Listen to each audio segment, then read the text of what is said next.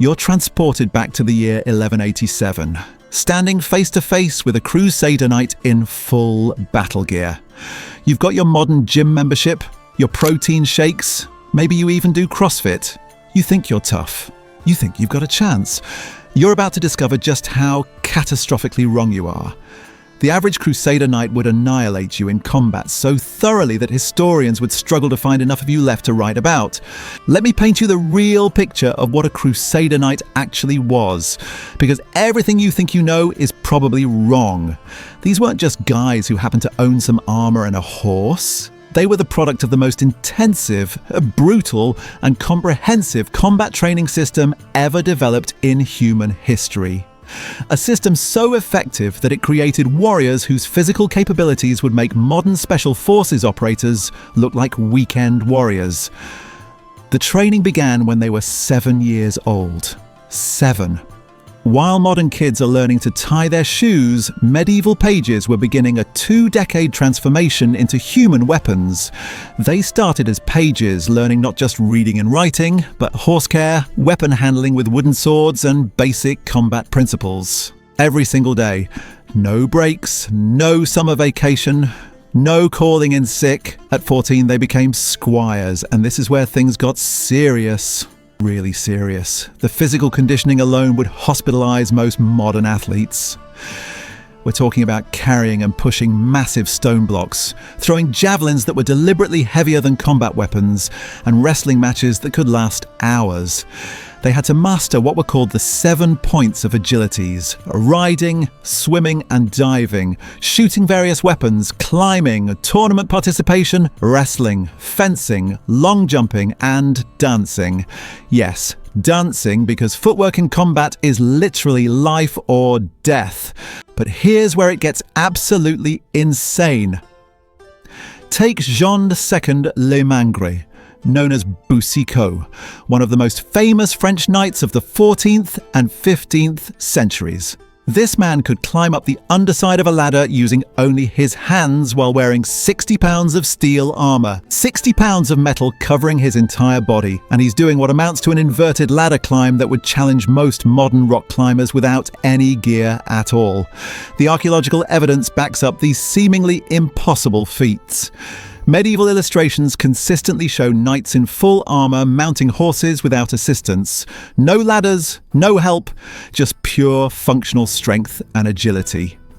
Researchers studying medieval combat have found that knights had fitness levels comparable to modern professional footballers and tennis players, except these men were doing it while carrying the equivalent of a small child strapped to their bodies.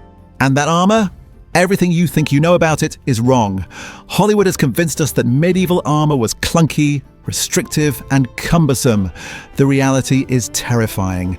A complete suit of well-tempered steel plate armor weighed between 33 and 55 pounds, and the weight was distributed so perfectly across the body that trained knights remained incredibly agile.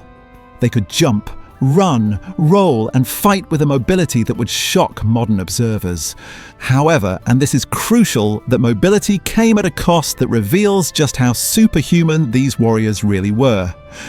Modern biomechanical studies have shown that wearing medieval armor required 2.3 times the normal energy expenditure for walking and 1.9 times for running. These knights were operating at nearly double the metabolic cost of unarmored movement, and they did this for hours during battle. Your modern cardio routine doesn't even come close. The weapon training was equally devastating. Sword combat wasn't the elegant dueling you see in movies. It was brutal, viscous, and terrifyingly effective. Forensic archaeologists examining battlefield remains have found that the vast majority of skeletons show evidence of multiple hideous wounds before death. These weren't clean, quick kills. Medieval combat was about systematically destroying your opponent through superior technique, conditioning, and sheer physical dominance. Knights practiced exhaustive drills to perfect sword handling, building the muscle memory and strength needed to wield these weapons with lethal precision. The training incorporated progressive overload principles that wouldn't look out of place in a modern strength and conditioning program, except the stakes were infinitely higher. Get it wrong in the gym and you might pull a muscle. Get it wrong in medieval combat training and you might not live to see your next birthday. The mental conditioning was equally crucial. Medieval combat records describe warriors continuing to fight long after sustaining wounds that would incapacitate modern people. The combination of adrenaline, training, and sheer determination created fighters who operated in a state of controlled rage that modern combat sports can barely simulate. When these knights went into battle, they weren't just individual warriors. They were part of a coordinated killing machine that used physics as a weapon. The cavalry charge strategy was devastatingly simple. Mass times acceleration equals overwhelming force. A fully armoured knight on a warhorse, wielding a couched lance and travelling at 20 miles per hour, delivered kinetic energy that could punch through shield walls and scatter entire formations.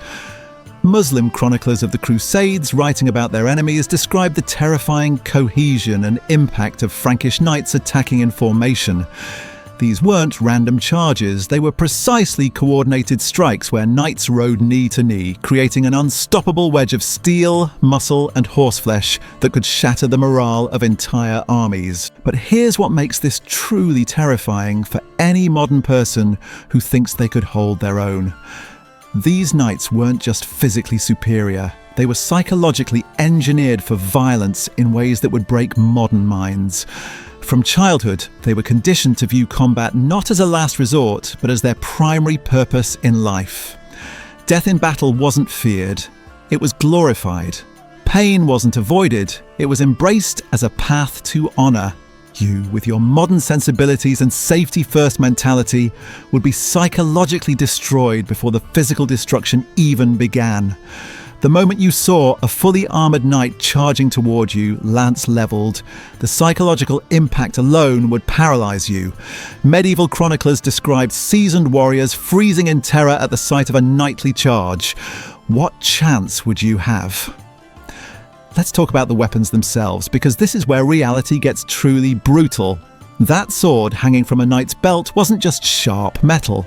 It was a precisely balanced instrument of death, designed through centuries of refinement to deliver maximum damage with minimum effort. These weren't the lightweight props you see in movies.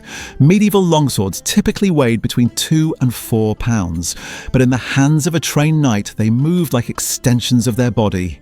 The technique was equally devastating. Medieval sword combat incorporated cutting, thrusting, grappling, and pommel strikes in fluid combinations that modern martial artists spent decades trying to master. Knights trained these movements until they became instinctive. Muscle memory so deeply ingrained that they could execute lethal techniques while exhausted, wounded, or in complete darkness. And here's something that will shatter your confidence completely. Knights weren't just skilled with swords, they were masters of multiple weapon systems. Lances for mounted combat, maces for crushing armour, daggers for close quarters finishing moves, and even crossbows for ranged engagement. You might have watched some YouTube videos about medieval weapons. They spent 20 years perfecting their use. The conditioning differences become even more stark when you consider recovery and pain tolerance. Modern athletes train hard, but they also prioritize recovery, nutrition, and injury prevention. Medieval knights trained through pain, fought through injuries that would sideline professional athletes for months, and developed pain tolerance that bordered on superhuman. Contemporary accounts describe knights continuing to fight with broken bones, deep lacerations, and wounds that would send modern people into shock. This wasn't bravado or adrenaline. This was systematic conditioning that taught them to function at peak performance regardless of physical trauma. Your modern advantages mean nothing in this context. Your protein supplements, your scientific training methods, your understanding of biomechanics, all of it becomes irrelevant when facing someone who has spent 2 decades preparing for one specific purpose: killing other human beings in close combat. The speed differential alone would be overwhelming. You might think you're quick, but knights developed reaction times honed by years of combat against other superhuman opponents. They could read body language, anticipate attacks, and counter with lethal precision while you were still processing what was happening. Even if by some miracle you managed to land a blow, you'd be striking armor designed by master craftsmen to deflect and absorb impact. That armor wasn't just protection. It was a psychological weapon. The sound of your weapon bouncing harmlessly off steel plate while a trained killer closed distance would be the last thing you heard before experiencing medieval combat from the losing side. The historical evidence is overwhelming and terrifying. Archaeological studies of medieval battlefields reveal the devastating effectiveness of knightly combat. Skeletons show evidence of precise, surgical strikes that maximize damage while conserving energy. These weren't wild, emotional attacks. They were calculated, efficient killing techniques executed by warriors who viewed combat as both art and science. But perhaps most sobering of all is this. The Crusader Knights weren't even the pinnacle of medieval warfare. They were simply the most documented. Across Europe, similar training systems produced warriors of comparable skill and lethality. The Knights Templar, the Hospitallers, Germanic military orders, all following variations of the same brutal preparation methods. So, the next time you're feeling confident about your modern fitness routine, remember this. A 12-year-old medieval squire, after just 5 years of training, possessed combat skills that would overwhelm most modern adults. A fully trained Crusader Knight represented the culmination of the most effective warrior culture in human history. You wouldn't last seconds against a Crusader Knight. You wouldn't last long enough to understand how completely outmatched you were, and that's not an insult to you. It's a testament to just how extraordinarily capable these medieval warriors really were. They were the product of a system designed to create human weapons, and that system worked with terrifying efficiency. The gap between medieval military capability and modern civilian fitness isn't just significant, it's astronomical. We've gained technology, medicine, and comfort, but we've lost something fundamental about human physical and mental potential. The Crusader Knights represent what humans can become when survival depends on absolute mastery of violence. So remember, next time you think modern people are tougher than our ancestors, remember the Crusader Knight, and be grateful you'll never have to test that theory in person.